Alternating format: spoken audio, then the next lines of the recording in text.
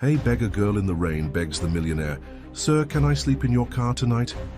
Those words struck him deeply, and what he does next will move you completely, so watch until the end. If this story interested you, subscribe to our channel. Don't forget to like this video, and tell us which city you're watching us from. We'll keep going. The rain fell in steady sheets over Manhattan's glass towers, turning the evening traffic into a blur of red taillights and yellow cabs.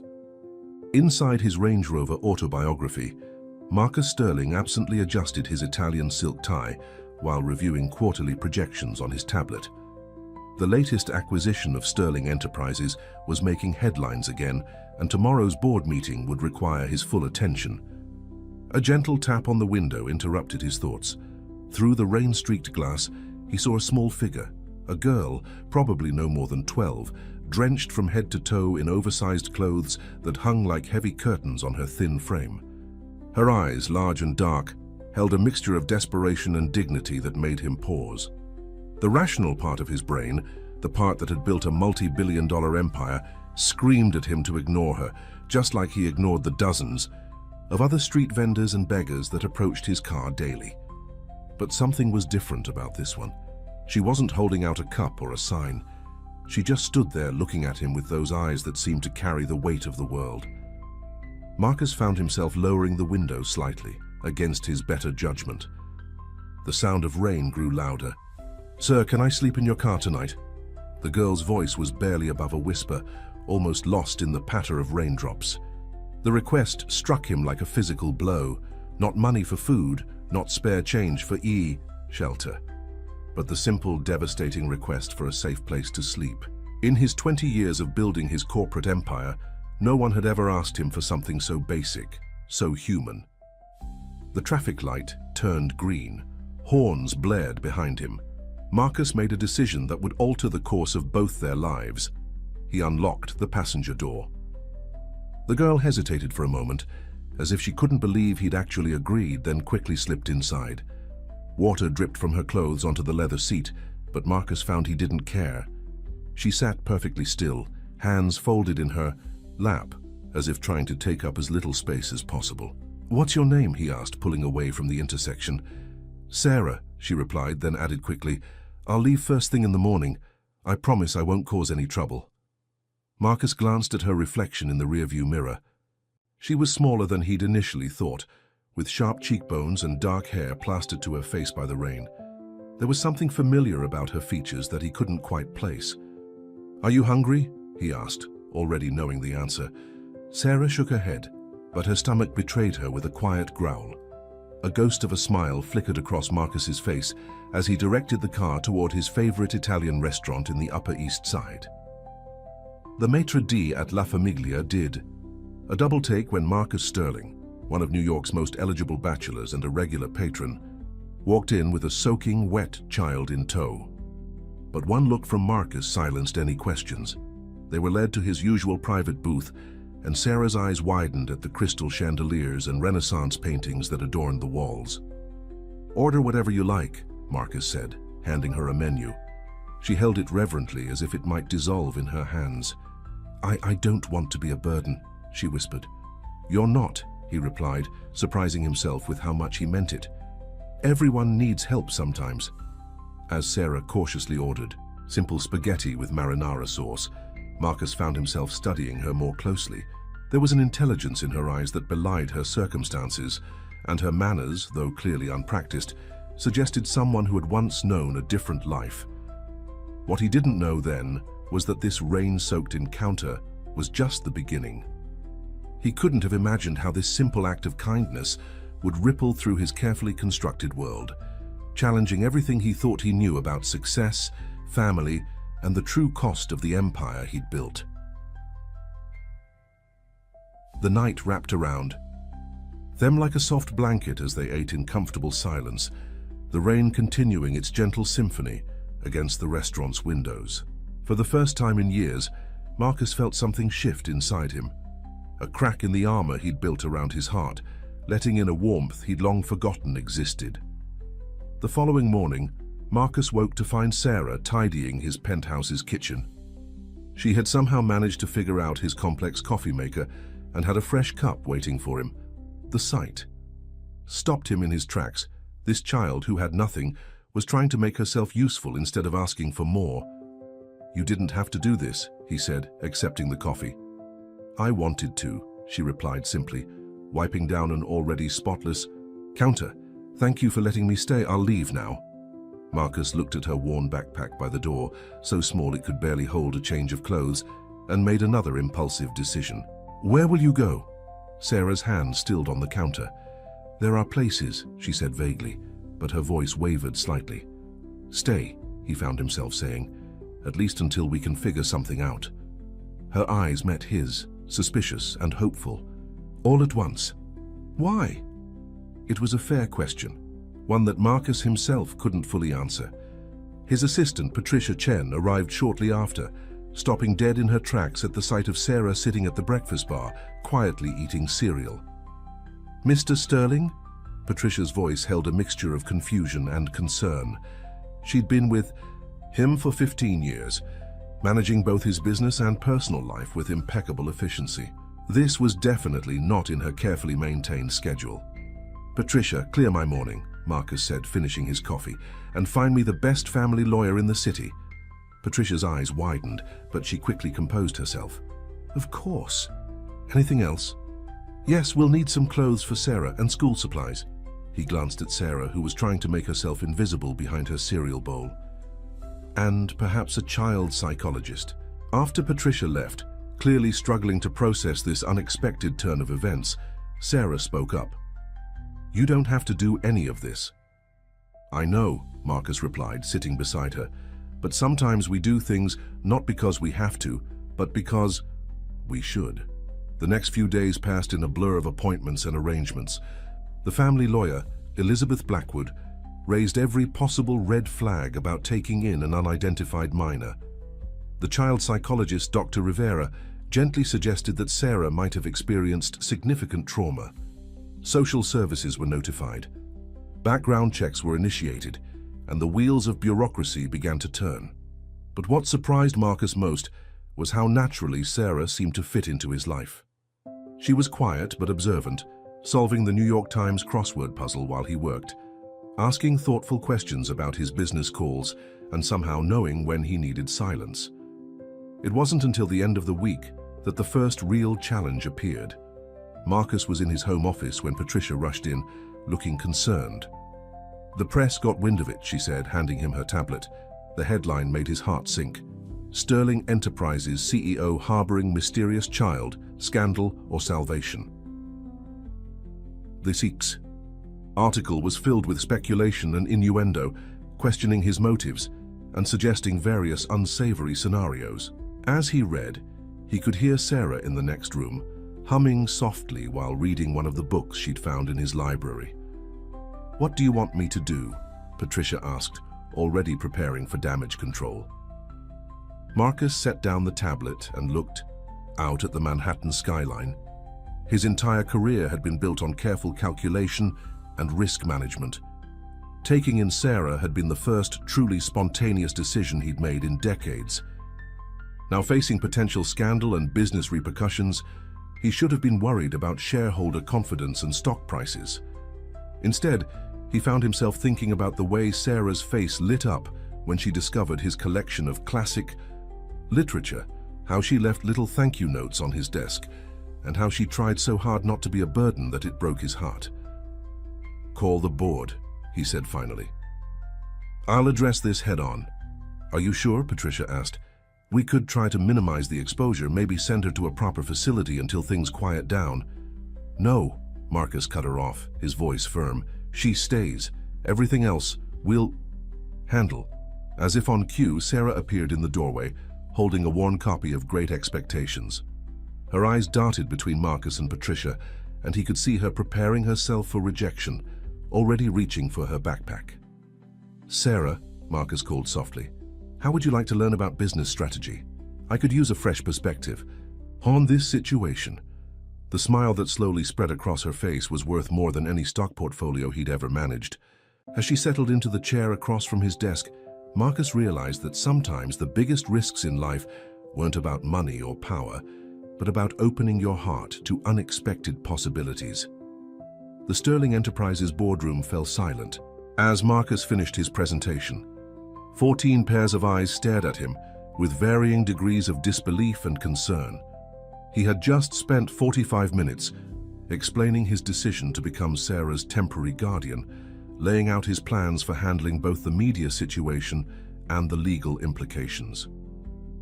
"Let me get this straight," Richard Holloway, his longest-serving board member, leaned forward, in his leather chair. "You're willing to risk everything we've built over a homeless child. The press is already having a field day with this, Marcus. Our stock dropped 3 points this morning alone." Marcus remained standing, his posture relaxed but authoritative. "I understand your concerns, Richard, but this isn't just about Sarah. It's about who we are as a company. We've always claimed to value social responsibility." "Social responsibility means creating jobs and paying taxes," interrupted Victoria Chang, head of Asian operations, "not turning the CEO's life into a charity case reality show." Before Marcus could respond, the boardroom door opened and Patricia slipped in, her face pale. She hurried to Marcus's side and whispered something in his ear. The color drained from his face. "Excuse me," he said, gathering his papers. "We'll continue this discussion later." He found Sarah in his office, curled up in his leather chair, clutching a photograph she'd found in one of his old files. Dr. Rivera, the child psychologist, stood nearby, her expression grave. "She had a panic attack when she saw it," Dr. Rivera explained softly. "I think we need to discuss what triggered this reaction." Marcus gently took the photograph from Sarah's trembling hands. It was an old company photo from about 7 years ago, showing the opening of Sterling Enterprises' research division. His breath caught as he focused on one particular face in the crowd, a woman with dark eyes remarkably similar to Sarah's. "Her name was Elena Martinez," Sarah whispered, her voice barely audible. "She was my mother." The revelation hit Marcus like a physical blow. Elena Martinez, he remembered her now, a brilliant researcher who had worked in his company's developmental department. She had mysteriously resigned 7 years ago, leaving no forwarding address. The details of her departure were fuzzy in his memory, handled by HR and legal departments. "Sarah," he said carefully, kneeling beside the chair, "why didn't you tell me?" Her eyes, so much like her mother's, filled with tears. "I wasn't sure at first. Then I was afraid you'd send me away if you knew. Mom always said the company that things weren't what they seemed." Dr. Rivera cleared her throat softly. "Mr. Sterling, I believe Sarah is experiencing complex trauma related to her mother's disappearance. She needs stability now more than ever." Marcus nodded, his mind racing. Elena Martinez's resignation had coincided with a major corporate restructuring. He'd been so focused on global expansion that he'd left the details to his management team. What had really happened? And why had Elena disappeared, leaving her daughter to fend for herself? "Sarah," he said gently, "I promise you I'm going to find out what happened, but I need you to trust me. Can you do that?" She studied his face for a long moment, then nodded slowly. "Mom used to say you were different from the others. That's why I chose your car that night. I recognized you from her old photos." The weight of this revelation settled over the room like a heavy blanket. Marcus realized that Sarah's appearance in his life hadn't been entirely random. It was a thread connecting him to a past he'd overlooked, to decisions made in his name that he'd never questioned. Patricia appeared in the doorway again, her expression worried. "Mr. Sterling, the board is demanding an immediate resolution, and the press is gathering in the lobby." Marcus looked at Sarah, then at the photograph in his hands. In that moment, he made a decision that would shake Sterling Enterprises to its core. "Patricia, call Elizabeth Blackwood. Tell her to begin formal adoption proceedings immediately." "Marcus," Patricia gasped, forgetting formality in her shock. "The board will never—" "The board doesn't make decisions about my family," he interrupted firmly, "and Sarah is family now." Sarah's head snapped up, her eyes wide with disbelief and hope. For the first time since she'd entered his life, a real smile broke across her face, bright, beautiful, and full of possibilities. But even as Marcus returned her smile, he knew the real battle was just beginning. Somewhere in his company's past lay the truth about Elena Martinez, and finding it would mean confronting powers he'd never known existed within his own empire. The next morning, Marcus's private elevator opened to reveal chaos in his executive suite. Patricia was juggling 3 phones while his PR team huddled around their laptops, looking increasingly distressed. The news of his adoption plans had leaked. "The major shareholders are threatening to call an emergency meeting," Patricia reported, covering one phone's mouthpiece. "And there's something else. Someone's been accessing old personnel files, specifically everything related to Elena Martinez." Marcus nodded, unsurprised. He'd spent most of the night reviewing what little information he could find about Elena. Her employee file was surprisingly thin, with many details either missing or heavily redacted. It was as if someone had systematically erased her presence from the company's records. "Where's Sarah?" he asked, scanning the room. "With Dr. Rivera in the private conference room. They're working on her school enrollment papers." Patricia hesitated. "Marcus, there's something you should see." She handed him a tablet open to a financial news site. The headline made his blood run cold. "Sterling Enterprises board members question CEO's mental stability. Emergency leadership review pending." Before he could respond, Elizabeth Blackwood, his lawyer, strode into the office. Her usually impeccable appearance was slightly disheveled, suggesting she'd been working through the night. "We have a problem," she announced without preamble. "The adoption petition is being challenged. Someone's claiming to be Sarah's legal guardian, a woman named Isabella Rodriguez. She says she's Elena Martinez's sister." Marcus felt the floor shift beneath his feet. Sarah never mentioned an aunt. "That's because she doesn't have one," Sarah's voice came from behind them. She stood in the doorway, Dr. Rivera beside her. "My mother was an only child. She told me never to trust anyone who claimed to be family." The room fell silent as Sarah walked to Marcus's side. Despite her young age, she carried herself with a dignity that reminded him startlingly of Elena. "There's more," Elizabeth continued, glancing uncertainly at Sarah. "This Isabella Rodriguez has significant backing. The paperwork she's filed is flawless, supported by several prominent child welfare organizations and," she paused, "3 members of your board." The pieces began falling into place in Marcus's mind. Someone wanted Sarah gone badly enough to create an elaborate fiction, the same someone who had probably been responsible for Elena's disappearance years ago. "Mr. Sterling," Dr. Rivera spoke up, "Sarah has shared some concerning memories about her mother's last days at Sterling Enterprises. I believe they may be relevant." Sarah's hand found Marcus's, squeezing it tightly. "Mum was working on something big, something that made people nervous. She used to write everything in a special notebook. She called it her insurance policy." "A notebook?" Marcus asked, his mind racing. Sarah nodded. "She hid it somewhere, in the building before she left. She said if anything ever happened to her, I should find someone trustworthy in the company and tell them about the green notebook with the butterfly sticker." Patricia gasped softly. "The old R&D archive room. Elena always worked late there, said she liked the quiet." Marcus made a quick decision. "Patricia, cancel everything. Elizabeth, delay any legal proceedings as long as possible. Dr. Rivera, please stay with Sarah. I need to visit our archives." But Sarah stepped forward, her chin raised determinedly. "I'm coming with you. Mum said we'd know who to trust because they'd have kind eyes like yours. She was right about you. Please don't make me stay behind." Looking into those familiar dark eyes, Marcus realized that this wasn't just about protecting Sarah anymore.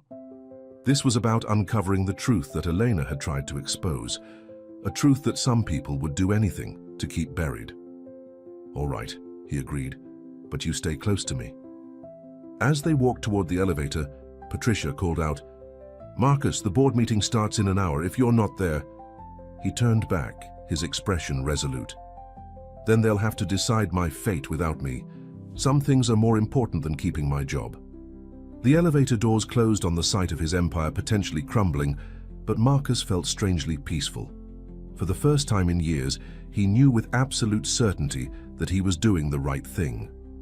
The R&D archive room was located In the building's sub-basement, a maze of climate-controlled storage units filled with decades of research documents.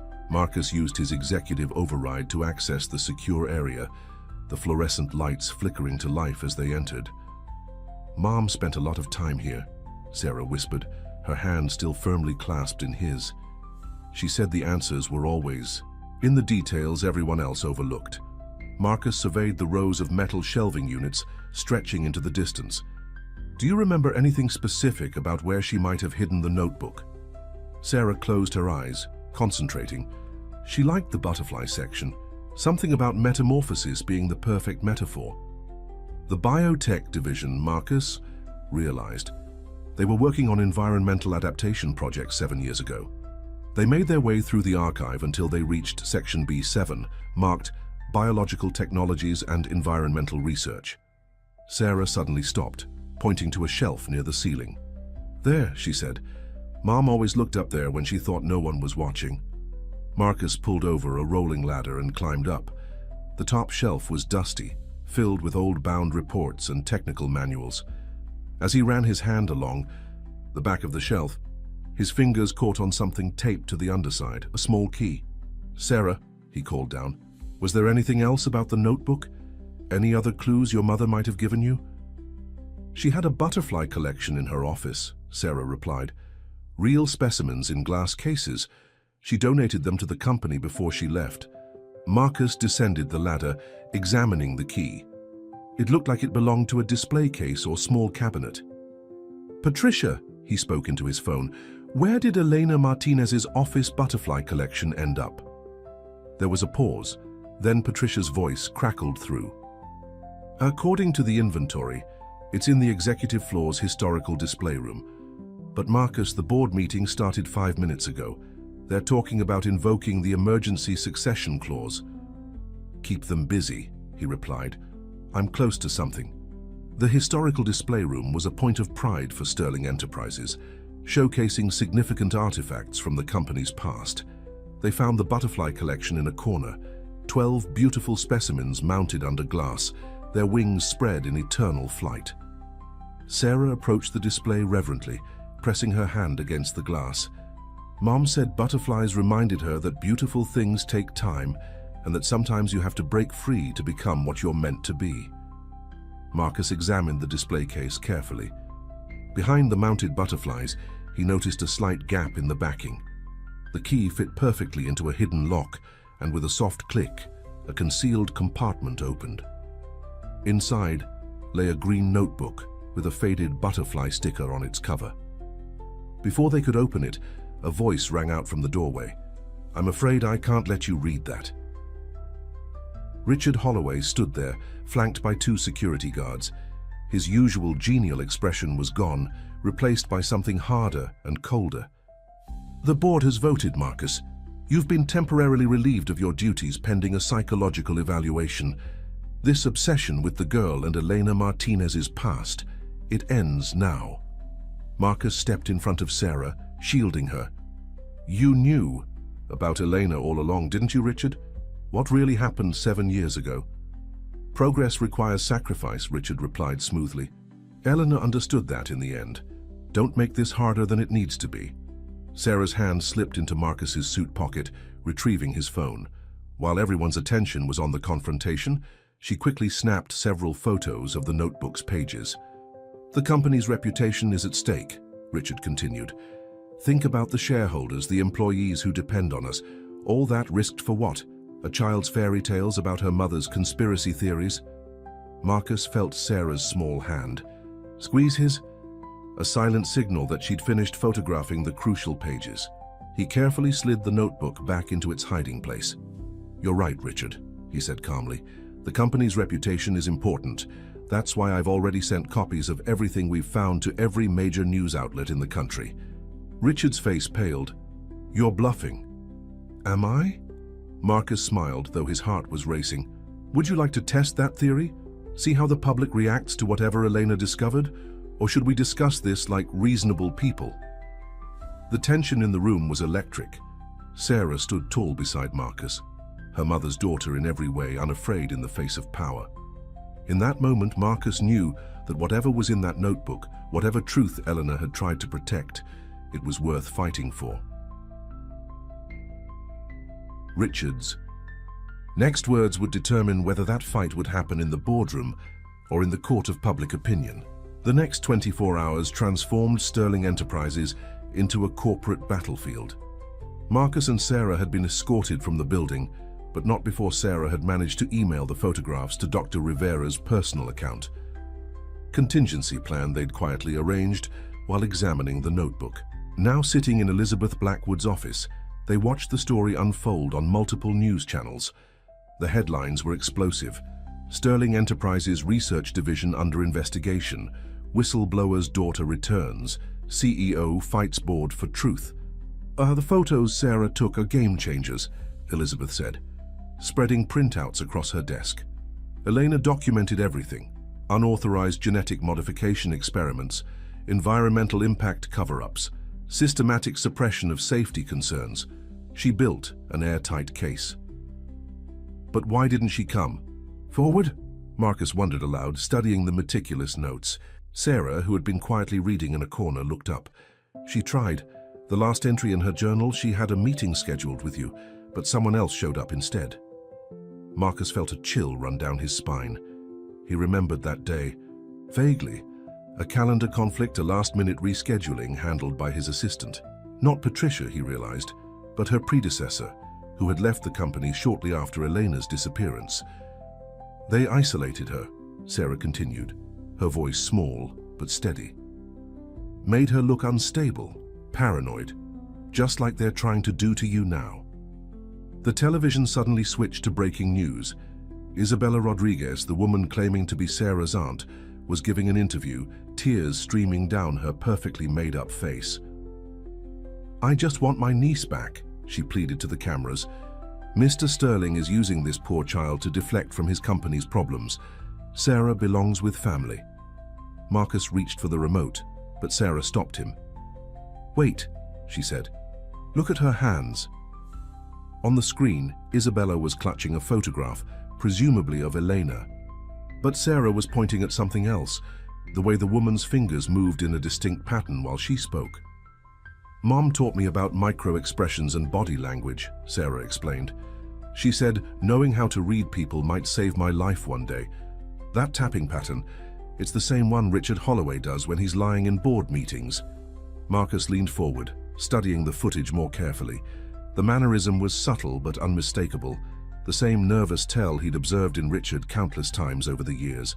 "Elizabeth," he said, "can you get me everything on Isabella Rodriguez? Birth records, employment history, anything." "Already on it," the lawyer replied. "But there's something else you need to see." She handed him a tablet open to an email. This just came from an anonymous source inside Sterling Enterprises. It's security footage from the day Elena disappeared. The video was grainy but clear enough to show Elena entering the building late at night, carrying the green notebook. She never came out. The timestamp, Marcus noted. This was the night before my scheduled meeting with her, the meeting she never made it to. Sarah moved to his side, watching the footage with an eerie calmness. She knew they might come for her. That's why she hid the notebook first. She chose to disappear to protect me. A knock at the office door made them all jump. Patricia entered, looking exhausted but determined. "I've been doing some digging," she said. "Isabella Rodriguez doesn't exist, at least not until 6 years ago. But I found this." She placed a photograph on Elizabeth's desk. It showed a younger Richard Holloway at a corporate retreat, his arm around a woman who looked remarkably like the aunt from the television. "That's Richard's former secretary," Marcus recognized her. "The one who handled my schedule changes." "Her name is Isabel Ruiz now," Patricia confirmed. "She's been working for a subsidiary company controlled by Richard's family trust." The pieces were falling into place, forming a picture more complex and disturbing than Marcus had imagined. This wasn't just about environmental violations or corporate misconduct. It was about power, control, and the lengths some people would go to maintain them. Sarah suddenly straightened, her expression shifting from contemplative to determined. "I want to make a statement," she announced. "On television, let them try to discredit a child telling the truth about her own mother." Marcus started to protest, but the look in her eyes stopped him. It was Elena's look, the same fierce intelligence, the same unwavering courage. "They took everything from my mom because she stood alone," Sarah said softly. "I'm not alone, I have you." Elizabeth and Patricia exchanged glances, then began making calls.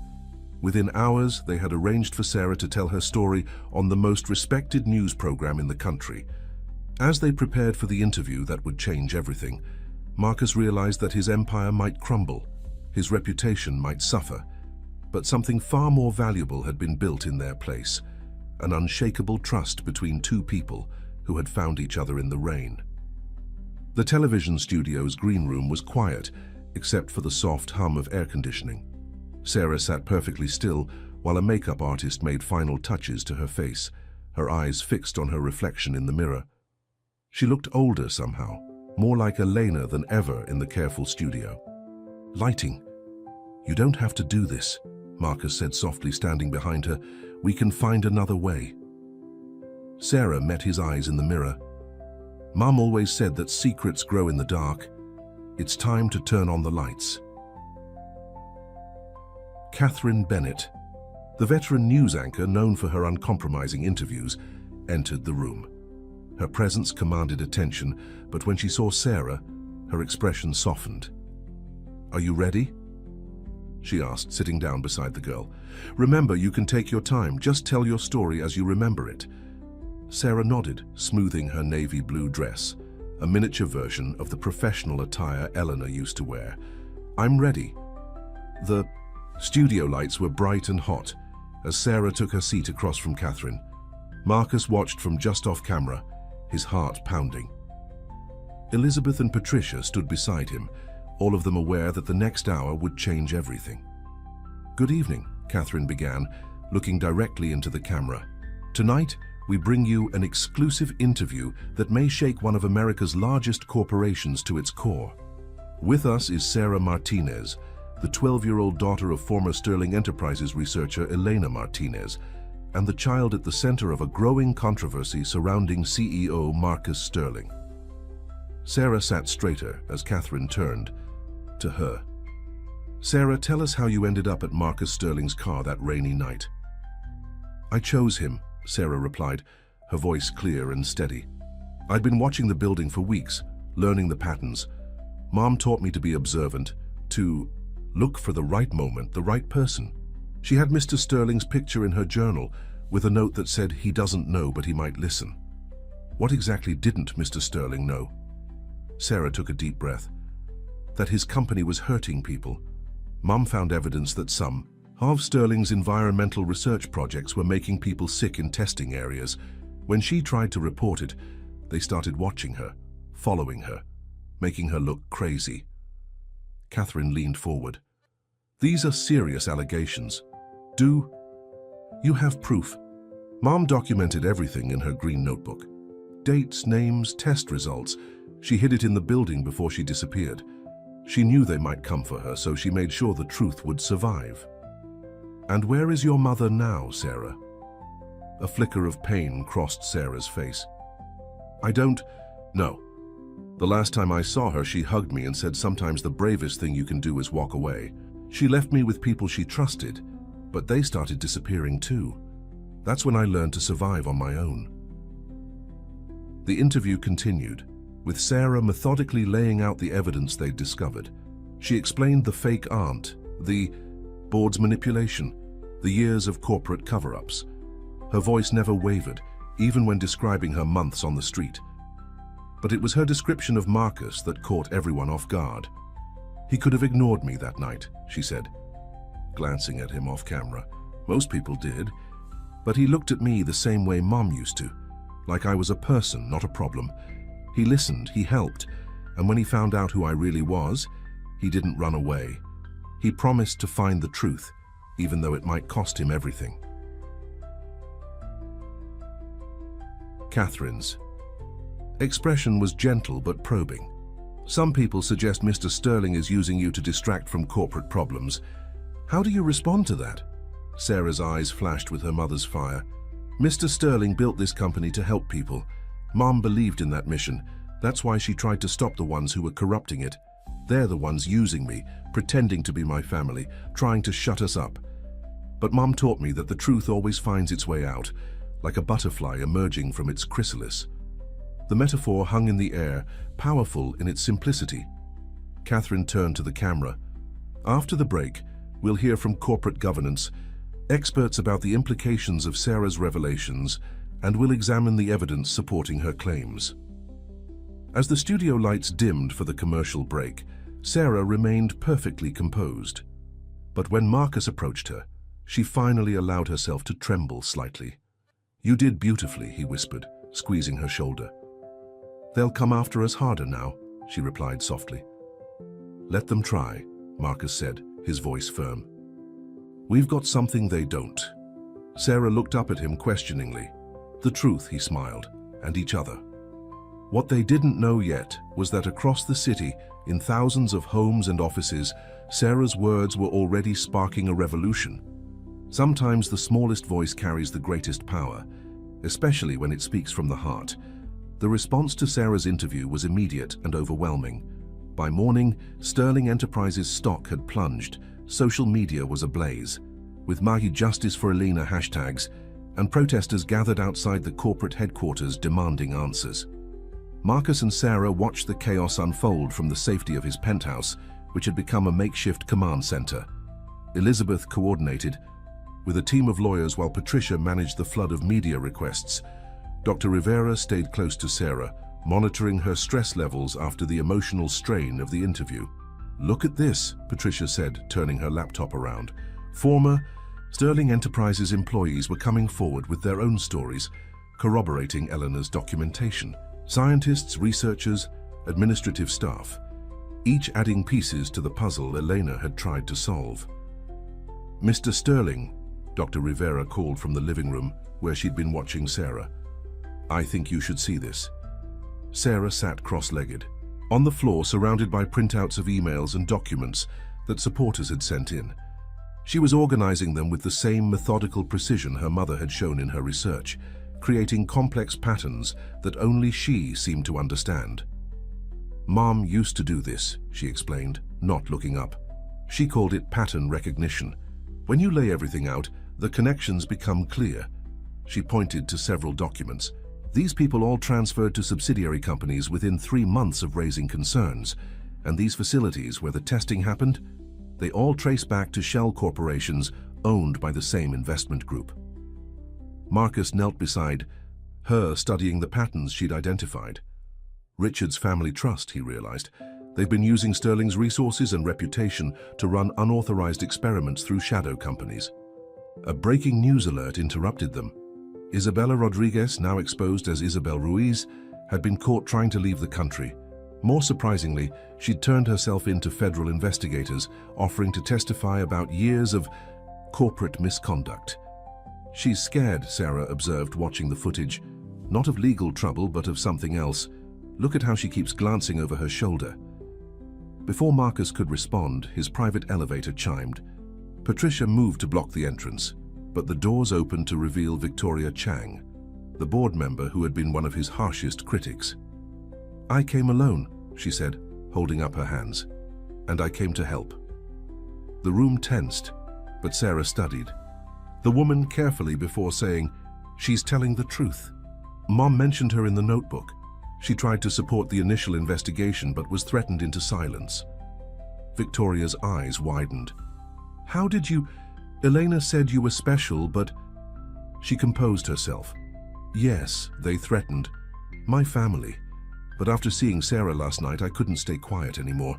I have documents, recordings, everything they tried to bury." As Victoria shared her evidence, a new picture emerged. Richard Holloway and his allies hadn't just corrupted Sterling Enterprises. They'd created an elaborate network of research facilities, conducting unauthorized experiments, using the company's legitimate operations as cover. "But why?" Marcus wondered aloud. "The company was already successful." "Power," Sarah said simply, still arranging her documents. "Mom wrote about it. They didn't want to make money. They wanted to control things. Medicine, agriculture, energy. They wanted to decide who got help and who didn't. Victoria nodded grimly. Eleanor discovered they were developing environmental manipulation technologies. They could make crops fail or succeed, influence weather patterns, create or solve resource scarcities, playing God for profit. Sarah suddenly went still, staring at a particular document. Mom knew where everything was happening. That's why they wanted her gone, and that's why, her voice caught, that's why she left me behind. She knew they'd watch me, waiting for her to make contact. Marcus felt his heart break at the realization. Elena had sacrificed everything, her career, her life with her daughter, perhaps even her life itself, to protect not just Sarah, but countless others who would have been affected by these experiments. Victoria pulled out her phone, showing them a secure email. Federal investigators are moving in on the research sites Elena identified. Richard and his core group will be arrested within hours, but she hesitated. There's something else, something about Elena. Sarah's head snapped up, her eyes intense. She's alive, isn't she? In hiding, but alive. Victoria's surprise was evident. How did you know? Because, Sarah smiled, touching the butterfly pendant she always wore. She promised we'd find each other again when the chrysalis broke open, and Mom never broke her promises. The hope that filled the room was almost tangible. But even as they celebrated the impending justice, Marcus knew their journey wasn't over. Eleanor was still out there, and Sarah's fight to reclaim her family had only begun. As federal agents swarmed Sterling Enterprises' satellite facilities, Marcus and Sarah focused on a different mission, decoding the subtle clues Elena had left behind. They converted the penthouse's dining room into an investigation center, with Sarah's methodically arranged documents covering every surface. Mom was always teaching me about patterns, Sarah explained, pinning locations from Elena's notebook onto a large map. She said the world was full of hidden messages if you knew how to read them. Victoria Chang had provided them with access to Elena's old work computer, recovered from deep storage. While tech experts combed through encrypted files, Sarah focused on something seemingly mundane, her mother's old calendar. Look at these meeting entries, she said, pointing to recurring appointments. Every third Thursday she had lunch at different butterfly gardens across the city. But some of these places don't exist. Marcus studied the calendar entries. These coordinates, they're not garden locations, they're data points. He pulled up a mapping program, plotting the numbers hidden in Elena's calendar. She was marking something. Dr. Rivera, who had become an invaluable ally, watched Sarah work with professional admiration. Your mother prepared you for this, didn't she? All those lessons about patterns and observation, she was training you to find her. Sarah nodded, her fingers tracing lines between the points on the map. She knew they were watching her computer, her phone, everything. So she taught me to look for butterflies. She touched her pendant. Like this one, she gave it to me the day before she disappeared. Marcus had always assumed the pendant was just a cherished memento, but now he looked at it more carefully. The intricate silver butterfly seemed oddly heavy for its size. Sarah, he said slowly, may I see that? She hesitated only briefly before unclasping the necklace. Marcus examined it under a desk lamp, his fingers finding a nearly invisible seam along the butterfly's wing. With gentle pressure, it clicked open, revealing a tiny micro SD card. Patricia, who had been coordinating with federal investigators, gasped. All this time, their tech team quickly retrieved the card's contents, a series of encrypted files. That only made sense when combined with the coordinates from Elena's calendar. Together, they revealed a comprehensive map of Richard Holloway's secret research network, along with evidence of his international connections. But more importantly, they found a video file, dated just 6 months ago. Sarah's hands shook as Marcus helped her connect the computer to the living room's large screen. Elena's face appeared, older and tired but very much alive. She was sitting in what looked like a small apartment, sunlight streaming through gauzy curtains. My darling girl, Elena began, her voice strong despite her obvious emotion. If you're watching this, it means you've done exactly what I knew you could do. You found someone trustworthy, you've exposed the truth, and you've remembered everything I taught you about looking beyond the surface. Sarah pressed her hand against the screen, touching her mother's image. I'm safe, Elena continued. I've been documenting everything, building a case that no one can dismiss or cover up, but I couldn't contact you until I was certain it wouldn't put you in danger. Richard's network is vast, with allies in places I never expected. Coming forward too soon would have meant losing everything we've fought for. She leaned closer to the camera. But now it's time for the chrysalis to break open. Sarah, my brilliant butterfly, check the garden where we used to watch the monarchs migrate. There's a groundskeeper named Maya who has been helping me. Show her your pendant and she'll know what to do. The video ended, but Sarah was already moving, pulling on her coat. I know where she means. We used to spend every Sunday at the Butterfly Sanctuary in Central Park. Mom said it was the perfect place to learn about transformation. Marcus grabbed his keys, but Patricia blocked the door. Wait, she said. Richard may be in custody, but some of his allies are still out there. We need to be careful. She's right, Elizabeth added. Let me contact the federal task force. They can secure the area first. But Sarah's expression was determined. Mom chose now for a reason. The monarchs are migrating this week. The sanctuary will be full of visitors. We'll be safer in a crowd, and anyone watching will have trouble following us. Marcus looked at the girl who had changed his life with a simple request in the rain. She had grown so much in these few weeks, showing strength and wisdom beyond her years. You're sure about this? Sarah nodded. Mom always said, that fear of the chrysalis breaking is what keeps some butterflies from ever flying. I'm not afraid anymore. The conviction in her voice moved everyone in the room. Within minutes, they had a plan. Victoria would alert trusted security personnel. Dr. Rivera would accompany them to help manage Sarah's emotions, and Patricia would coordinate with Elizabeth to have legal teams ready for whatever came next. As they rode the elevator down to the parking garage, Sarah slipped her hand into Marcus's. Thank you, she said softly, for helping me find my wings. Marcus squeezed her hand, remembering the rainy night that had started everything. Thank you for teaching me how to use mine. They stepped out into the garage, ready to face whatever challenges lay ahead. Sometimes the greatest transformations happen not in grand moments of triumph, but in quiet acts of trust between two people who choose to believe in each other. The Butterfly Sanctuary in Central Park was alive with visitors, all eager to witness the spectacular monarch migration. Children pressed their faces against the mesh enclosures, pointing at the orange and black wings that filled the air like autumn leaves come to life. Marcus, Sarah, and Dr. Rivera moved carefully through the crowds, trying to appear like any other group enjoying the exhibition. Sarah led them confidently, remembering the path from countless Sundays spent here with Eleanor.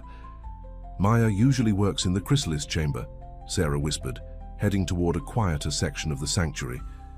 Mom said she's been here for 20 years caring for the butterflies.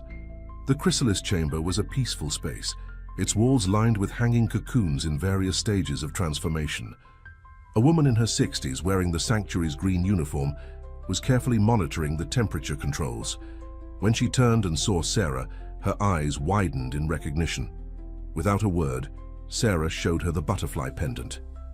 I've been waiting for you, Maya said softly, her weathered face breaking into a warm smile. Elena said you'd come during the monarch migration. She always believed in the power of perfect timing. Maya led them through a staff door into a small office filled with butterfly books and scientific journals. She pulled a key from around her neck and opened a filing cabinet, retrieving a sealed envelope. Your mother left this 2 weeks ago, she explained, handing it to Sarah. She said you'd know what to do with it. Inside the envelope was a single origami butterfly, folded from paper covered in Elena's distinctive handwriting. Sarah carefully unfolded it, revealing a series of numbers and letters. It's a phone number, she realized, and a time. Today at 3 p.m. Marcus checked his watch. They had 20 minutes. Maya smiled knowingly and gestured to her office phone. Use this line. It's secure. As they waited for the appointed time, Maya shared stories about Elena's visits over the past year, how she would spend hours helping tend the chrysalises, talking about Sarah, planning for the moment when truth and justice would finally align. At exactly 3 p.m., Sarah dialed the number with trembling fingers.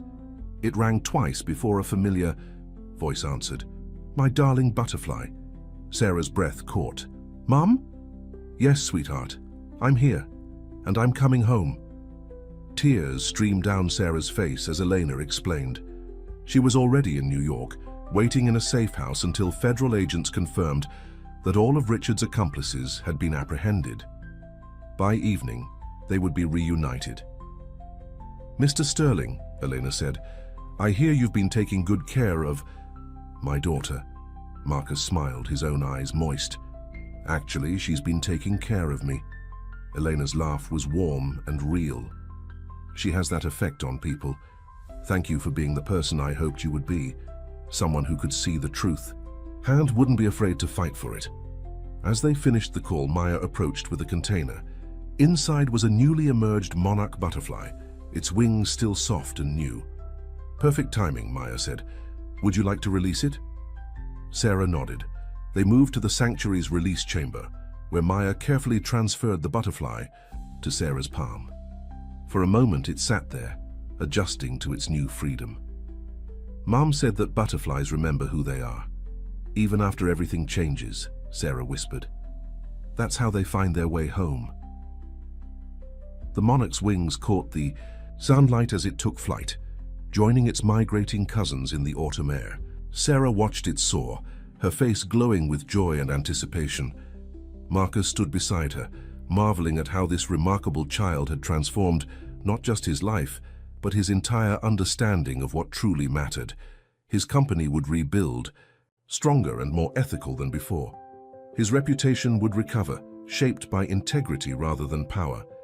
But his greatest achievement would be this moment, standing beside a girl who had taught him that sometimes the bravest thing you can do is open your door to someone in need, and that the truest measure of success is not what you gain, but what you give. As they left the sanctuary to prepare for Elena's return, Sarah took both Marcus's and Dr. Rivera's hands. "For you know what Mom would say about all this?" "What's that?" Marcus asked. Sarah smiled, her mother's wisdom shining in her eyes. "That sometimes it takes a whole garden of butterflies to make one miracle." The autumn sun painted Central Park in shades of gold and promise, while somewhere in the city, Elena Martinez prepared to finally come home to her daughter. The chrysalis had broken open, revealing not just one transformed life, but many, all connected by a child's simple request on a rainy night. The safe house was a modest brownstone in Brooklyn, its windows warm with evening light. Sarah stood on the sidewalk, clutching Marcus's hand, her heart racing with anticipation. Federal agents had confirmed the location was secure, and Elizabeth had handled all the legal preparations for Elena's official return. "Are you ready?" Marcus asked softly. Sarah nodded, though her grip on his hand tightened. Dr. Rivera had prepared them both for this moment, explaining that reunions after long separations could be overwhelming, that it was normal to feel a mixture of joy and anxiety. Victoria Chang, who had insisted on being present to personally apologize to Elena, waited with them. Patricia had transformed the brownstone into a welcoming space, working with Dr. Rivera to create an environment that would help ease the transition. The door opened and time seemed to stop. Elena Martinez stood in the doorway, looking both exactly as Sarah remembered and somehow different. Her dark hair had touches of gray now, and new lines creased the corners of her eyes, but her smile was unchanged, bright and full of love. "My butterfly," she whispered. Sarah moved forward, slowly, almost in a trance. Then Elena opened her arms and the spell broke. Sarah ran to her mother, and they collapsed into an embrace that contained 7 years of longing, of fear, of hope, and of love. Marcus watched, his vision blurring with tears, as mother and daughter held each other, speaking in rapid Spanish, laughing and crying at the same time. He started to step back to give them privacy, but Sarah's voice stopped him. "Marcus, wait!" She turned in her mother's arms, reaching out her hand to him. "Mom, he's family now too." Elena looked at Marcus, her eyes full of gratitude and understanding. "Sarah's right. Please come in, all of you." Inside, the reunion continued in waves of emotion. Elena hugged Victoria, accepting her tearful apology with grace. She thanked Patricia for protecting her daughter and Dr. Rivera for helping Sarah process her trauma. But her gaze kept returning to Marcus. "You opened your door to her," Elena said softly, while Sarah showed Victoria her butterfly pendant. "You could have ignored her, but you didn't." Marcus smiled. "She reminded me of someone I used to know, a brilliant researcher who wasn't afraid to stand up for what was right." Elena's eyes sparkled. "I remember the day I first saw you in the research lab. You were so passionate about using technology to help people. That's why I knew you would listen if Sarah could reach you." "She did more than reach me," Marcus admitted. "She changed me, made me remember who I wanted to be before power and profit became everything." They watched as Sarah moved around the room, her face glowing as she shared stories with everyone. She was no longer the scared girl from that rainy night. She had blossomed into someone strong and confident, carrying both her mother's wisdom and her own hard-won resilience. "I have something for you both," Elena said, retrieving a package from another room. Inside was a framed photograph of a monarch butterfly emerging from its chrysalis, caught in that perfect moment of transformation. Below it was a handwritten quote, "The butterfly counts not months but moments and has time enough." Rabindranath Tagore. Sarah identified the quote immediately. "Mom used to read his poems to me." Elena smiled. "This photo was taken the day I decided to hide the notebook. I kept it as a reminder that sometimes we have to break apart to become something new, something stronger." She looked at Marcus. "Something more complete." As evening deepened into night, they ordered dinner and gathered around the table like a family that had always been meant to find each other. Sarah sat between Elena and Marcus, her happiness radiating like sunlight. Patricia, watching them, leaned over to Dr. Rivera. "Look at them," she whispered. "Who would have thought a rainy night and a simple act of kindness could lead to this?" Dr. Rivera smiled, knowingly. Sometimes the greatest healing happens when broken pieces find not just their original place, but new connections that make them even stronger. Outside, the Brooklyn streets hummed with life, while inside the brownstone, a new family constellation took shape.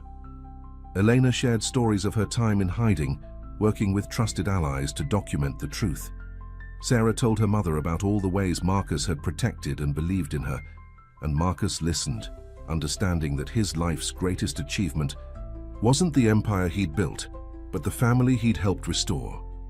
"Mom," Sarah said suddenly, "can Marcus stay for breakfast tomorrow? I want to show you how he makes pancakes. They're almost as good as yours." Elena laughed, the sound full and free. "Of course he can stay. In fact," she looked at Marcus with warm understanding, "I hope he'll be staying for many breakfasts to come." The simple words carried the weight of invitation, of acceptance, of family being chosen rather than just born. Marcus felt something settle in his heart. A piece he hadn't known was missing until Sarah appeared at his car window that rainy night. The following weeks brought changes both big and small. Elena and Sarah moved into a sunlit apartment near Central Park, close enough to the butterfly sanctuary for regular visits. Marcus found himself spending more and more time there, drawn by the warmth and authenticity of their small family unit. Sterling Enterprises underwent its own transformation. With Richard Holloway and his conspirators facing federal charges, the board unanimously reinstated Marcus as CEO. But his first action was to create an independent ethics committee with Elena as its head. "Are you sure about this?" Elena asked when he proposed the position. They were sitting in her new kitchen, watching Sarah help Patricia reorganize the company's charitable foundation files. "You're the most ethical person I know," Marcus replied, "and the bravest. Who better to ensure we never lose our way again?" The cartoon media loved the story of redemption and renewal. Articles praised Sterling Enterprises for embracing transparency and accountability. But the real story was happening away from the cameras, in quiet moments of connection and healing.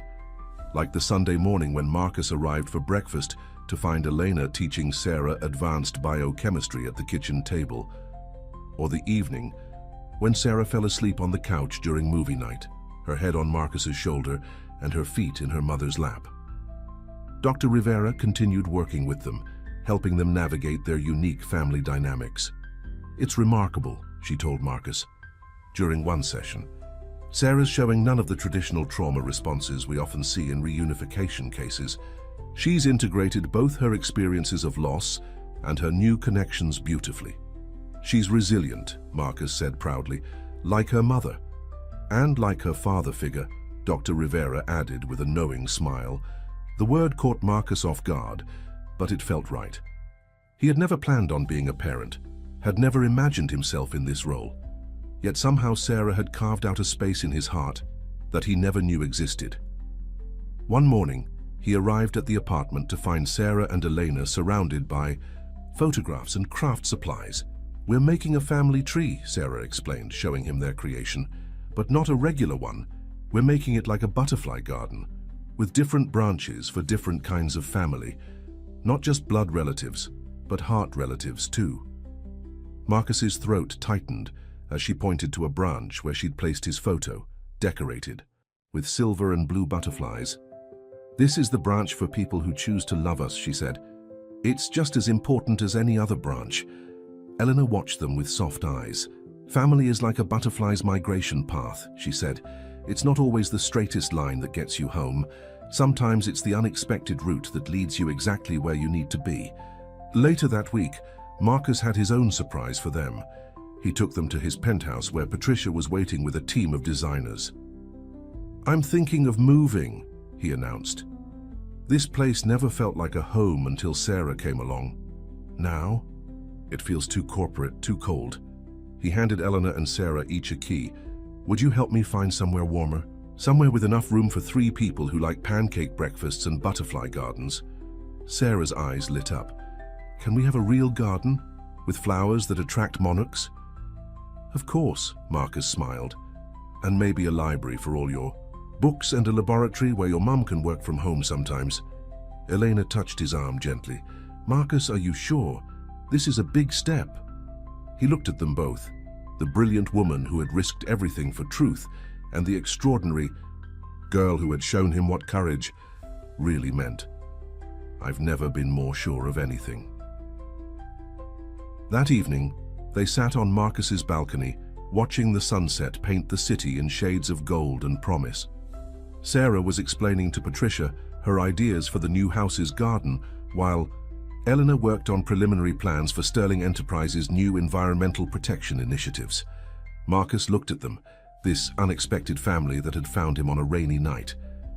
He thought about chrysalises and transformations, about how sometimes the most beautiful changes come from moments of complete surrender to possibility. "You're smiling," Elena observed, looking up from her work. "I'm happy," he replied simply. Sarah came over and squeezed between them on the bench. "Mum," she said thoughtfully, "remember how you used to say that butterflies know their way home even after everything changes?" Elena nodded. "I think that's what happened to us," Sarah continued. "Everything changed, but we still found our way home. We just had to grow new wings first." Marcus wrapped an arm around her shoulders and Eleanor took his other hand. Together, they watched the city lights begin to twinkle like stars, each one a reminder that sometimes the most precious things in life come not from careful planning, but from opening your heart to unexpected possibilities. The Georgian brownstone. Inn Park Slope seemed to have been waiting for them. With its bay windows, spacious garden, and warm wooden interiors, it felt like home from the moment they stepped inside. Sarah immediately claimed the third-floor bedroom with the reading nook, while Elena fell in love with the sunroom that would become her home office. "The garden has southern exposure," the real estate agent explained, leading them through French doors onto a flagstone patio. "Perfect for butterfly-friendly plants." Sarah was already sketching plans on her tablet. "We can plant milkweed here and butterfly bush along the fence. Maya from the sanctuary promised to help us design it properly." Marcus: watched Elena explore the kitchen, her fingers trailing along the granite countertops. She looked more relaxed than he'd ever seen her, as if layers of tension were finally melting away. "There's a breakfast nook," she called out, smiling, "for all those pancake mornings." The decision to buy the house was unanimous. Patricia orchestrated the move with her usual efficiency, while Victoria Chang surprised them by sending a team of sustainable landscapers to help with the garden. Dr. Rivera visited regularly, now more as a friend than a therapist. "This is remarkable progress," she told them during one visit, watching Sarah and Eleanor plant butterfly-friendly flowers together. "You've created something very special here." The transformation of Sterling Enterprises was equally profound. Elena's ethics committee had real power, with direct access to the board and complete autonomy. She assembled a team of environmental scientists, human rights experts, and corporate governance specialists. "We're not just changing policies," she explained during a press conference. "We're changing the culture. Every decision, every project, every investment must now pass through an ethical framework that considers its impact on people and the planet." Sarah often accompanied them to the office after school, doing her homework in what had once been Richard's executive suite, now converted into a collaborative workspace for the ethics team. She had a gift for spotting patterns in data that even the experts missed. One afternoon, she looked up from her mathematics homework to find Marcus watching her from the doorway. "What is it?" she asked, tilting her head in that way that reminded him so much of Elena. "Just thinking about that." "Rainy night," he replied, sitting beside her. "How one small decision can change everything." Sarah smiled, reaching for the butterfly pendant she still wore. "Mom says there's no such thing as a small decision when it comes to doing the right thing." The sound of Elena's laughter drifted in from the conference room, where she was meeting with international environmental protection agencies. The warmth of it filled the space, erasing the last echoes of the cold corporate atmosphere that had once dominated these halls. Later that evening, as they walked through their garden checking on the newly planted flowers, Marcus found himself sharing a dream he'd been harboring. "I've been thinking about starting a foundation," he said, "not just for corporate giving, but something more personal, something to help children who've been separated from their families due to corporate wrongdoing or environmental disasters." Elena's eyes sparkled with interest. "A butterfly effect foundation? Small changes leading to big transformations?" "Exactly," Marcus nodded. "And I want Sarah to be part of the planning. She understands better than anyone what these children need." Sarah, who had been examining a chrysalis forming on one of the milkweed plants, turned to them with shining eyes. "Could we help them find their way home, like I did?" "That's the idea," Marcus smiled. "Every child deserves a chance to spread their wings." The garden was coming alive with the early evening activities of bees and butterflies, their wings catching the golden light. A monarch landed on Sarah's outstretched hand, its orange and black patterns brilliant against her skin. "You know what this reminds me of?" Elena said softly, watching their daughter. "That quote from your office, Marcus. The one about how real change happens." He nodded, remembering the framed words that had once seemed like mere corporate decoration. "Never doubt that a small group of thoughtful, committed citizens can change the world. Indeed, it is the only thing that ever has." "We're more than a small group now," Sarah observed, gently lowering her hand as the butterfly took flight. "We're a family, and families can change the world too." As twilight settled over their garden, they moved inside to prepare dinner together, a nightly ritual that had become precious to all of them. The kitchen filled with the scents of Elena's cooking, the sound of Sarah's stories about her day at school, and Marcus's contented laughter. Through the window, they could see the first stars appearing above their butterfly garden, where new life was taking root and growing stronger every day. Just like the family inside, who had found each other against all odds and created something beautiful from the broken pieces of their past. 6 months after moving into their new home, the brownstone hosted a unique celebration. The butterfly garden was in full bloom, and the first generation of monarchs born in their yard was ready to take flight. Sarah had documented every stage of their development, creating a scientific journal that impressed even Elena's research colleagues. The gathering brought together everyone who had been part of their journey. Maya from the sanctuary provided expert guidance for the butterfly release. Patricia had organized everything with her usual attention to detail, while Victoria Chang brought a team of young environmental science students eager to learn from Elena. Dr. Rivera watched it all with professional satisfaction, noting how, naturally, the three of them moved together now, a family bonded by choice and love rather than obligation.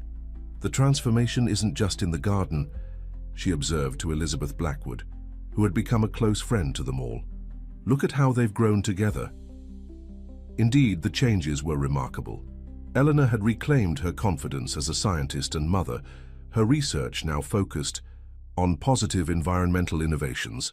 Sarah had blossomed into a poised young teenager, excelling in school and helping other children through the Foundation's programs.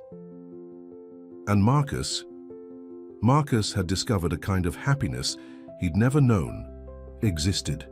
The corporate titan who once measured success in stock prices and market share now found his greatest joy in Sunday morning pancake competitions and helping Sarah with her science projects.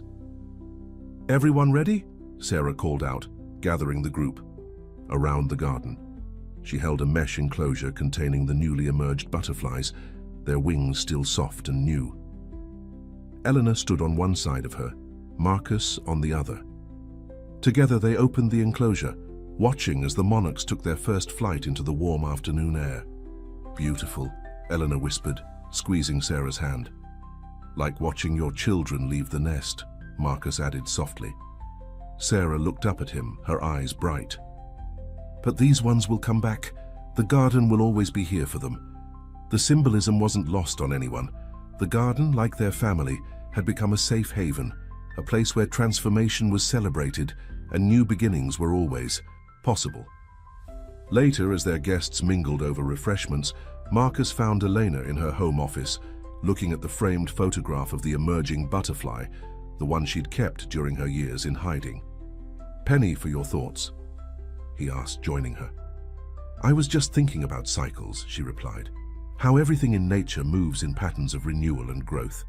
7 years ago, I thought I was ending something by going into hiding. But really, I was just starting a new cycle, one that would lead us all here." From the garden, they could hear Sarah explaining butterfly migration patterns to Victoria's students, her voice confident and passionate. "She's so much like you," Marcus said. Elena smiled. "She's like you too, you know. That same determination to do what's right no matter the cost." She touched his arm gently. "Thank you for being her father when I couldn't be here." The word father no longer startled Marcus. It felt right, like everything else about this unexpected family they'd created. "I have something to show you both," he said, pulling out a folder. "The Foundation's first major project. We're converting some of Sterling's old research facilities into environmental education centers. Each one will have its own butterfly sanctuary." Elena's eyes widened as she reviewed the plans. "This is incredible, the impact this could have." "That's not all," he continued. "Sarah helped design the youth programs. They'll specifically support children affected by environmental displacement, giving them a chance to learn about conservation while their families get back on their feet. Like a chrysalis," Sarah said from the doorway where she'd been listening, "a safe place to transform." She joined them at the desk, and Elena pulled her into a warm embrace. "You know what this means?" Elena asked. "Your story is going to help other children write their own happy endings." Marcus watched them together, feeling the fullness in his heart that had become wonderfully familiar. Through the window, monarchs danced in the late afternoon light, their wings catching the sun like stained glass. "Sarah," he said thoughtfully, "remember what you asked me that first night in the rain?" She nodded. "I asked if I could sleep in your car. And now look at us," he gestured around them. "Sometimes the smallest requests open the biggest doors," Eleanor added softly, "and sometimes the bravest thing we can do is walk through them." Their garden continued to flourish as summer deepened, attracting more butterflies than they could count. But for the 3 people who called this house their home, the real miracle wasn't in the number of butterflies. It was in the strength of the bonds they'd formed, in the family they'd built from trust and compassion, and in the love that had transformed them all. 1 year after the butterfly garden's first blooming, the Butterfly Effect Foundation had grown beyond anyone's expectations. The first education center, built in what had once been one of Richard's secret research facilities, was now a beacon of hope for families affected by environmental displacement. Sarah stood at the podium during the center's first anniversary celebration, her confidence evident as she addressed the gathered crowd. At 14, she had become the foundation's youth ambassador, bringing a unique perspective to their mission. "When I was alone," she began, her voice clear and strong, "I learned that sometimes the hardest part isn't finding help, it's believing you deserve it. That's why we designed these centers to be more than just buildings. They're sanctuaries, like the chrysalis that protects a butterfly during its transformation." In the audience, Eleanor and Marcus listened with pride. The education center behind them was a testament to their shared vision, a modern facility surrounded by gardens with classrooms, research spaces, and most importantly, a state-of-the-art butterfly sanctuary that served as both educational tool and healing space. Among the day's special guests was a family Sarah had personally helped, the Ramirez, whose small farming community had been devastated by the same kind of environmental manipulation that Elena had uncovered years ago. Their daughter, Maria, had become one of the center's most dedicated students. "Sarah showed me that it's okay to start over," Maria shared during her own speech. "She taught me that every butterfly begins as something else entirely, and that change doesn't mean losing who you are. It means becoming more of who you're meant to be." The Foundation's work had attracted international attention. Environmental scientists, child psychologists, and social workers came from around the world to study their unique approach to healing and education. Dr. Rivera had developed a comprehensive therapy program that incorporated the butterfly sanctuary into the healing process. "The metaphor of metamorphosis is powerful," she explained to a group of visiting professionals. "These children have often experienced profound disruption in their lives. Watching the transformation of butterflies, understanding the process of change and renewal, it gives them a framework for their own healing journey." After the formal ceremonies, Sarah led a tour of the newest addition to the center, a research laboratory where students could study environmental science and conservation. Elena had designed the space to be both cutting-edge and accessible, a place where young minds could explore and innovate. "Mom," Sarah called out, excitement in her voice, "show them the project you've been working on with the students." Elena proudly demonstrated their latest research, a new method for tracking butterfly migration patterns that could help predict and prevent environmental disruptions. The project had been Maria's idea, inspired by her family's experience. Marcus watched from the doorway, remembering the corporate executive he'd once been, the man who measured success in profit margins and market share. Now, success looked like this: a room full of eager young scientists, led by the two remarkable women who had transformed his life. Later that evening, as they walked through the center's butterfly sanctuary, Sarah stopped to watch a newly emerged monarch testing its wings. "You know what I've learned from all this?" she said thoughtfully. "It's not just about helping people find their way home. Sometimes it's about helping them create a new kind of home, one that's better than what they lost." Elena wrapped an arm around her daughter's shoulders. "That's exactly what happened to us, isn't it?" Marcus nodded, thinking about their own journey. "We lost things too. A company's old identity, years of separation, the safety of familiar patterns. But what we found was worth more," Sarah finished, taking both their hands. "We found each other."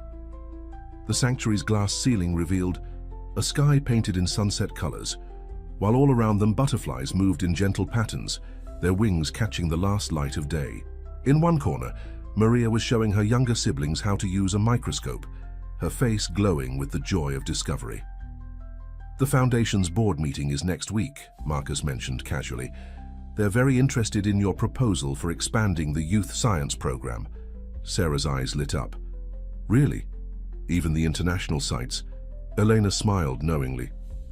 "They'd be crazy not to approve it. Your research on the psychological benefits of combining environmental education with emotional healing is groundbreaking. Well, Sarah grinned, I did learn from the best. A brilliant scientist who never gave up on the truth, and a corporate leader who learned to measure success in transformed lives instead of dollar signs. The three of them stood together in the peaceful sanctuary, surrounded by the gentle flutter of wings and the quiet murmur of young voices, discovering new possibilities. Through the windows, they could see the Foundation's gardens stretching toward the horizon, a living testament to the power of transformation and renewal. You know what the best part is, Sarah said softly. Every butterfly that emerges here, every child who finds their wings, they're all part of our family's story now. A story that keeps growing, keeps changing, keeps making the world a little bit better. Marcus and Elena exchanged glances, sharing a moment of profound gratitude for the rain-soaked evening that had brought them all together. In the gathering, dusk, the sanctuary glowed like a beacon of hope, its light reaching out to touch lives they would never even know, each one a reminder that sometimes the greatest transformations begin with the smallest acts of kindness. The autumn breeze carried the scent of late-blooming flowers through the open windows of their brownstones kitchen.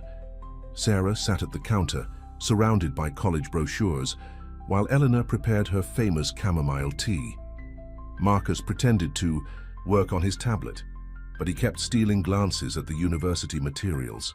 You know, Sarah said, organizing the brochures into neat piles, I've been thinking about something bigger than just college.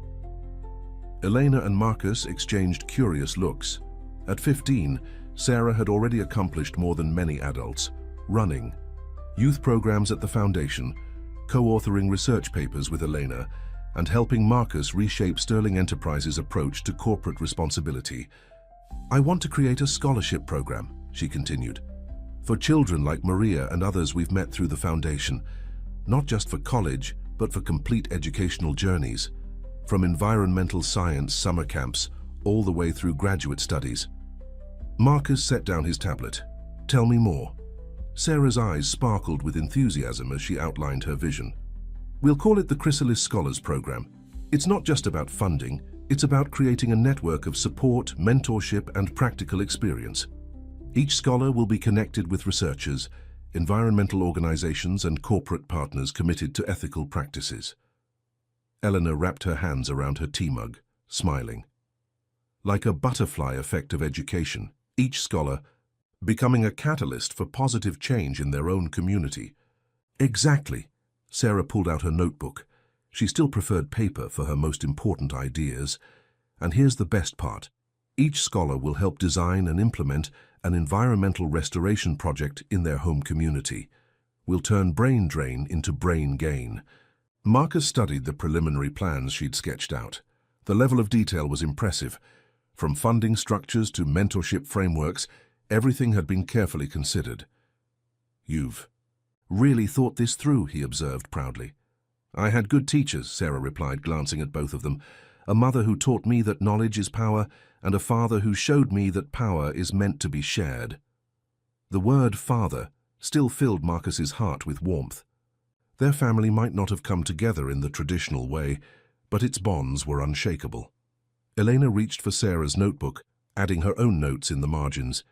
We could integrate this with the research programs at the education centers, create a complete ecosystem of learning and growth. Like the butterfly gardens, Sarah nodded, every part connected, every element supporting the whole. The kitchen filled with excited discussion as they expanded on the idea.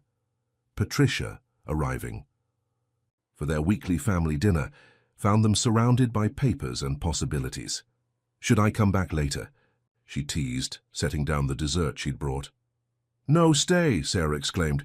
We need your organizational genius. We're planning something big. As Patricia joined their planning session, the autumn sun painted the kitchen in warm gold. Through the window they could see their butterfly garden, where late-season monarchs still danced among the flowers. Maya had been right. The garden had become a permanent way station for migrating butterflies, a place of rest and renewal on their long journeys. You know what this reminds me of? Marcus said, watching a monarch land on the window's flowering vine. That night in the rain, you asked for shelter in my car, but what you really did was open a door to something much bigger. Sarah smiled, touching her butterfly pendant, now a symbol not just of her connection to Elena, but of their entire family's journey. Mom always said that the right question can change everything. I just didn't know then how many lives would be changed. Elena reached across the counter to squeeze her daughter's hand. And now you're making sure those changes keep spreading, keep growing, like ripples in a pond, or like butterflies in the wind, Sarah finished, each one carrying seeds of transformation wherever they go. Outside, the garden caught the last rays of sunlight, its flowers glowing like stained glass. Inside, 4 people who had become family continued planning a future built on hope, science, and the unwavering belief that every person deserves a chance to spread their wings. Marcus looked at them all. Elena, whose courage had started everything. Sarah, whose simple request had changed his life. Patricia, whose loyalty had never wavered. He thought about the hundreds of children already helped by their foundation, and the thousands more who would be reached through Sarah's scholarship program. You know what makes this really special, he said softly. It's not just about creating opportunities. It's about showing people that transformation is possible, that no matter where you start, you can become something beautiful. Sarah leaned against him, her mother's arm around her shoulders, their kitchen warm with love and possibility. Like a butterfly, she asked, smiling. Like a butterfly, he agreed, and like a family that found each other in the rain. The Sterling Martinez home buzzed with excitement on a bright summer morning. Sarah's Chrysalis Scholars program was celebrating its first graduation ceremony, and the house was filled with the scent of Elena's special occasion coffee cake and the sound of last-minute preparations. At 16, Sarah had grown into a poised, young woman who balanced her roles as student, foundation leader, and inspiration to others with remarkable grace. Today she would give the keynote speech at the ceremony, addressing the first class of scholars who had completed their environmental leadership training. Nervous? Marcus asked, finding her in the garden where she often went to think. Sarah shook her head, watching a monarch flutter among the flowers they'd planted together years ago. Not nervous, just thinking about how far we've all come. The garden had matured beautifully, becoming a model for the butterfly sanctuaries now established at every Butterfly Effect Foundation center around the world. Local environmental groups often brought students to learn about conservation, and Elena used it for hands-on research demonstrations. Remember when this was all empty space? Sarah gestured at the thriving ecosystem around them. Now look at it. Every plant, every butterfly, every visitor who finds peace here, they're all part of something bigger than themselves. Marcus sat beside her on the garden bench that had hosted so many family conversations, just like our family. Inside, they could hear Elena on the phone with Patricia, coordinating last-minute details for the ceremony. The Foundation's main education center would host hundreds of guests, including environmental leaders, corporate partners, and families whose lives had been touched by their work. Maria's project in her hometown is already showing results, Sarah said proudly, referring to her first friend from the Foundation. The restoration work she designed has brought butterflies back to an area that hadn't seen them in decades. Marcus smiled, remembering the scared young girl who had arrived at their center years ago. Now Maria was a confident environmental scientist, leading her own team and mentoring new scholars. You gave her more than just education, he said. You gave her what you found that night in the rain, a chance to become something new without losing who she was. Sarah's eyes grew thoughtful. That's what I want to talk about in my speech today. How transformation isn't about leaving everything behind. It's about carrying the best parts of your past into a better future. Eleanor appeared in the garden doorway, radiant in a blue dress that matched the morning glory vines climbing the trellis. Ready to go. The first guests will be arriving soon. As they gathered their things, Sarah paused by the butterfly-shaped wind chimes that Maya had given them years ago. Their gentle music had become the soundtrack of countless family moments. You know what makes today really special, she said, looking at her parents. It's not just about the scholars graduating. It's about proving that one act of kindness can grow into something that changes the world. Elena wrapped an arm around her daughter's shoulders, like a butterfly's wings creating ripples that travel across oceans. Exactly, Sarah nodded. Every time someone chooses to help instead of turn away, to listen instead of ignore, to believe in possibility instead of accepting defeat, they're creating their own butterfly effect. Marcus watched them together, still amazed by how perfectly they complemented each other. Elena's scientific brilliance and unwavering integrity, Sarah's compassionate vision and natural leadership. And somehow he had found his own place in their story, learning that true success was measured not in profits, but in lives transformed. As they drove to the ceremony, the city streets were lined with summer flowers, many planted by Foundation volunteers as part of their urban renewal initiative. Each splash of color represented another small victory in their ongoing mission to heal both environments and the people who depended on them. "I had a dream last night," Sarah said suddenly. "I was standing in our garden, but it had grown so big it covered the whole city. Every butterfly that took flight carried a seed of change to somewhere new, and in the dream, I knew that even after we're gone, the changes we started would keep growing." Elena reached back to squeeze her hand. "That's not just a dream, sweetheart. That's a legacy." Marcus added softly, "And it all started because you were brave enough to ask for help on a rainy night." Sarah smiled, touching her ever-present butterfly pendant. "No, it started because you were kind enough to say yes."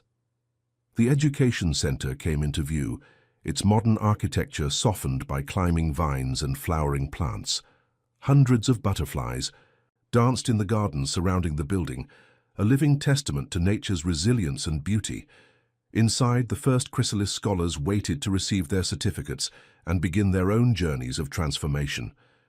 Each one carried a story of challenge and change, of obstacles overcome and dreams rekindled. But more importantly, each one carried the understanding that had become the Foundation's core truth, that sometimes the greatest acts of courage come, disguised as simple requests, and the most powerful changes begin with a single moment of kindness.